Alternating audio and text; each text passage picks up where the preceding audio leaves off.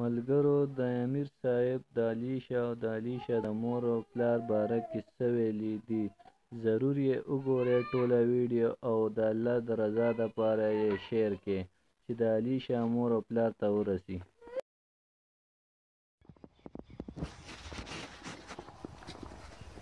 بسم الله الرحمن الرحیم.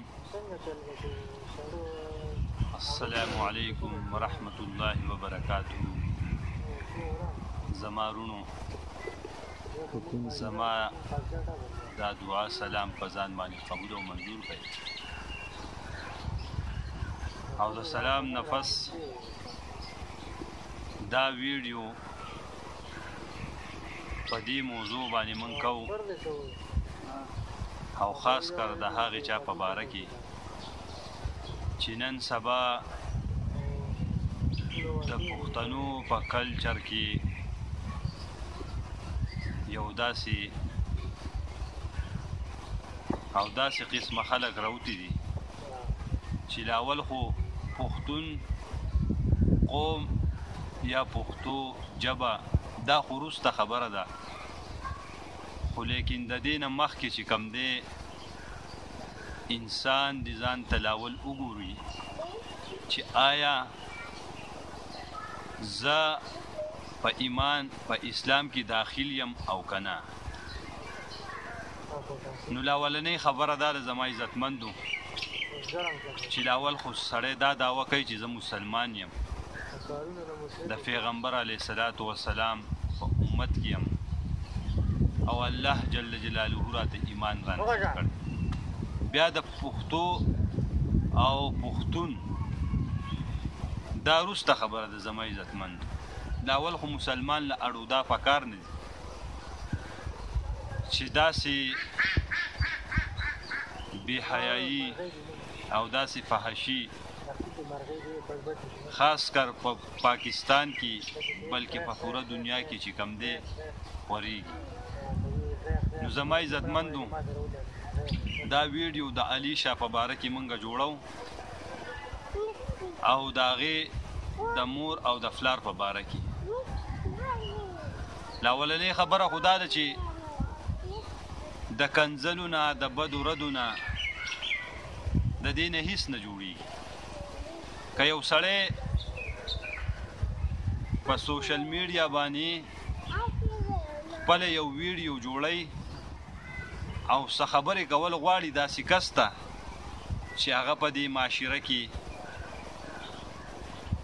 او په دې ملک کې بلکې په پوره دنیا کې داسې یو کار کوي چې هغه د اسلام یعنی دین ته دیوال جوړیږي، اسلام ته دیوال جوړیږي، د هغې نه وروسته بیا د پښتنو کلچر یو د پښتو ژبې ته یو بدنامي داغ جوړیږي. نو لاولنۍ خبره ما دا وکړه چې د کنځلو نه د بدو ردو نه د غلطو خبرو نه هیڅ نه جوړېږي. که ورته خبرې کوئ نو د واعظ او نصیحت په طریقه ورته وکئ. کیدای شي چې الله رب العزت وله د نیکۍ هدایت ورکړي او دغه غلط کار او دغه غلطه معاشره دې وفرېږدي. کیدای شي د چا خبره یوه خبره د خولې نه داسې وخیږي او الله رب العزت یې د هغو په زړه باندې ولګوي. نو انشاءالله چې الله رب العزت به ورته د نیکۍ هدایت ورکړي او د نیکۍ لاره به اختیاره کړي. د دې نه مخکې یو ویډیو ما کته د علي شاه د پلار چې زه بیمار یم د کولمو یعنې یا د بواسیرو بیماري ده راته، زه سره زور کار مار نشم کولی او دا خپله لور ما چې دې معاشرې کومه دې دغه ته راویستې ده دې لارې ته ما د مجبورۍ نه راویستې ده. زما عزتمندو مجبوري د انسان وي او د هر انسان مجبوري کېدی شي، خو د دې دا مطلب نه دی چې ته مجبوري راوالي او په یو غلط ځای کې او په یو غلطه معاشره کې استعمال کړي. ولې چې په دې باندې الله هم ناراضه کېږي، د الله رسول هم ناراضه کېږي. په په دې دنیا کې خو به تل لږ غونته کې مزې سخون څه عیش او عشرت وکړي، خو لیکن د مرګ نه پس چې کومه زندګي ده، د مرګ نه پس چې کومه زندګي ده زما عزتمندو، هغه بیا ډېره خرابوي، هغه بیا ډېره زیاته خرابوي. الله له به په قبر کې څه جواب ورکوي، د الله رسول له به په قبر کې څه جواب ورکوي چې په قبر کې تا ته ملائک راشي او ستا نه دا تپوس وکړي چې الله دې څوک دی، رسول دې څوک دی، دین دې څه دی. نو آیا ته به ورته دا ووایې چې په دنیا کې زما دین روپۍ وي، په دنیا کې زما دین چې کومو نو دنیا وه، په دنیا کې دین چې کومو د معاشرې د دنیا په دنیا کې غټ غټ محلات آبادولو. زما عزتمندو د علي شافلار ته زه دا ویم چې د الله بنده، د الله بنده وس د سره وخت دی، الله د سره روغه وسم کولی شي، الله وسم تیار دی، الله وسم د سره راضي کیږي، الله د سره وسم صلح کوي. نو صلح ورسره وکړه، توبه وباسه او الله ته رجوع وکړه، الله ته توبه طایب شه. انشاءالله الله رب العزت به درنه په خپل قدرت باندې دا بیماري لري. او پاتې شوه د ستا د لور خبره، نو دا لور دا خپله لور د دې معاشرې نه راوباسه، د دې معاشرې نه یې راوباسه. ولې چې ته خپله زندګي هم خرابې، د خپل لور زندګي هم خرابې، د خپلې ښځې زندګي هم خرابې. ولې په دې دنیا کې خو به ته لږ عیش او عشرت مزې وکړي، خو لیکن د الله رب العزت قهر او عذاب ډېر سخت دی، ډېر زیات سخت دی. زه دا بیا هم ویم چې مجبوري د انسان کیدی شي، ولې نشي کیدی؟ ته داسې کار وکړه، سپک غونته کې کار کوه، خپله غزاره پې کوه، خپله یو د وس مطابق چې کوم دی زندګي تېروه. داسې نه ده چې ستا د بیمارۍ دپاره څه نور وسایل نشته. ولې نشته؟ په دې دنیا کې وګوره څومره غریبانان خلک دي او څومره عاجزه خلک دي چې د یو ټیم یي او د بل ټیم یې نه، او الله رب العزت هغو ساتي. الله رب العزت د هغو د بیمارۍ دپاره هم وسیله او څه اسباب جوړوي. نو د الله بنده ستا دپاره به هم الله رب العزت داسې وسیله او داسې اسباب جوړ کړي چې ستا بیماري به هم الله رب العزت ښه کړي، تا به کار ته هم جوړ کړي. لیکن تا چې دا کومه په دې ماحول کې کومه معاشره کې تا دا طریقې اختیار کړي ده، نو زما عزتمنده دا کار ښه نه دی. ولې چې په دې وخت کې الله رب العزت د انسان سره صلح ته تیار دی، خو که د دې دنیا نه لاړ نو بیا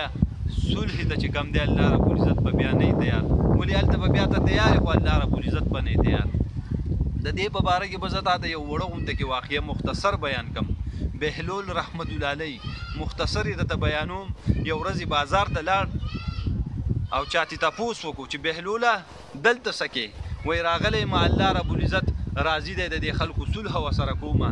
الله رب العزت وایي چې دې خلکو سره زه تیار یم صلح ته، خو دا خلک نن چې کوم دی نه دي الله رب العزت صلح ته نه دي تیار. څه وخت تېرېدو یو خلک روانو یا باچا روانو په هدیره کې ولیدو. وایي بهلوله څه کې دلته وسو؟ وایي راغلی ما د الله او د دې خلکو صلح کوم، خو الله رب العزت دې وخت کې صلح ته نه دی تیار. ولې چې الله رب العزت لاول صلح ته تیار و چې کم دی، اوس الله رب العزت صلح ته نه دی تیار. اوس خلک صلح ته تیار دی، روغې ته تیار دی، خو د الله رب العزت ذات چې کم دی روغې ته تیار نه دی. نو زما عزتمندو الله جل شانه خلکو لا خیخي بیماریانې خطرناکې بیماریانې چې کم دی الله رب العزت وله شفا ورکوي او صحت ورکوي. نو زه علي شاتم دا ویمه چې زما خورې او زما د کلمې خورې زه راته بیا هم د نصیحت په یو طریقه د یو ورور په طریقه راته دغه سره راته ویم چې دا کار پرېږده. او د علي شاه مور ته خو دا ویم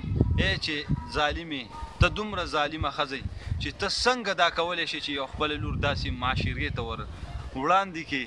یو داسې سوسایټۍ ته ور وړاندې کړې چې د هغې کې د جسم نه سوا بل څه خرڅېږي نه، د بدن د اداګانو نه بل څه خرڅېږي نه. نو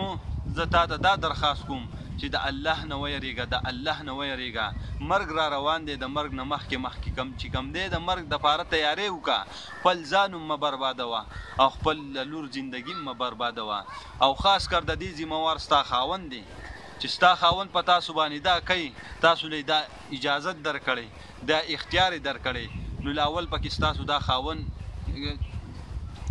پوره حصدار دی او بیا چې کم دی د دینه پس تاسو دواړه حصدار یې نو د الله نه ویریږه د الله جل شانه سره راضي شه د الله جل شانه ته توبه وباسه نو الله رب العزت بدل سو وسیله جوړه کی سا اسباب بدل جوړ کی ستا د روزي ستا سوقم د روزي نه فاتح شوی الله رب العزت فرمای حلب سبانکم انسان چې ستا روزي ز پیدا نکم حلب ز سبانکم چې ستا روزي ز پیدا نکم الله رب العزت هر سار فرشتي په دې دنیا باندې خوري کی او د هر انسان چې سونه رزق الله رب العزت لیکلی هغه ورته ورسي نو زبيام داویم چې د دې معاشرې نه د دغه غلطو کارونو نه تاسو راوځئ او الله ته توبه طیب شئ د کنځلو منځلو نه هیڅ نه جوړیږي که یو سړی تاسو ته ډېرې کنځلې وکړي ډېرې بدې راته ووایي یا د پسې څوک خیرې وکړي نو هغه ځای نه نسي او که څوک درته د نصیحت د واز نصیحت یو خبره وکړي یو ښه خبره وکړي ستاسو د فایدې دپاره وکړي نو هغه ستاسو د فارم د فایدې ده زما د فارم د فایدې ده د نورو خلکو د فارم چې کوم دی د فایدې ذریعه ګرځېدی شي نو زما عزتمندو زما تاسو ته دا خواست دی چې یو خو چاته چې خبره کوئ نصیحت کوئ نو کنځل پکې مه کوئ غلطې خبرې پکې مه کوئ بدې ردې پکې مه وایئ کیدی شي چې تاسو دا بدې ردې ووایئ کنځل ورته وکئ نو نورم شیطان د هغو په نفس او په زړه کې وسوسې ور واچي او نور هم چې کم دی غلطو ته راکاږي نور هم جهنم طرف ته راکاږي نو کله چې شیطان جهنم طرف ته راکاږي او غلطې معاشرې طرف ته راکاږي نو شیطان دې په خپله بیا قلار شي دې اسم ما غرقو دې که نور سمیږي نو دې به ختمي نو زما عزتمندو زما تاسو ته دا خواست دی چې کنځل مه کوئ بدې ردې په چا پسې مه وایئ که چا یو ویډیو تاسو جوړوئ نو د خیر خبر ورکوئ د نصیحت په دغه کې د نصیحت مطابق او د واز او د نصیحت مطابق تاسو کم دی چاته پیغام ورکوئ نو کیدی شي انشاءالله د دې خبرې اثر به په یو نه یو نیم کس چې کم دی زړه ته پرېوځي او الله رب العزت په له د نیکي هدایت ورکړي نو زه بیا هم دا ویم د علیشه مور ته علیشه ته د علیشه پلار ته چې پرېږدئ دا معاشره دا ګنده معاشره پرېږدئ الله رب العزت په تاسو له نوره وسیله روانه کی الله رب العزت په تاسو له نوره وسیله د بل طرفه په اختیار کی چې کله تاسو الله رب العزت ته توبه طیب شئ توبه وباسئ الله رب العزت وایي ای انسانه وایي کله چې ته زما طرف ته یو قدم راوالي نو زه ستا طرف ته 2 قدمه درشم او چې ته کله ما ته را روان شي نو زه ستا له په منډه درځم او وایي ای زما بنده وایي که زما سره دې صلح وکړه زما طرف ته را روان شوي زما په حکمونو دې منګولې ولګولې او زما حکمونه دې په ځان کې راوسته په خپله زندګۍ کې راوسته وایي زه به تاله د هغه ځای نه رزق در کوم د هغه ځای نه بدله فایده در کوم چې په کم ځای کې ستا وهم او ګمان دی زما عزتمندو او زما دا خواست دی دا ویډیو چې څوک هم ګوري زما دا ویډیو نو مهرباني وکئ چې دا شیر کوي او تر هغې پورې شیر کوي چې دا د علیشه مور د علیشه پلار ته ورسي او د واز او نصیحت په یو دغه باندې چې کم دی ما ووي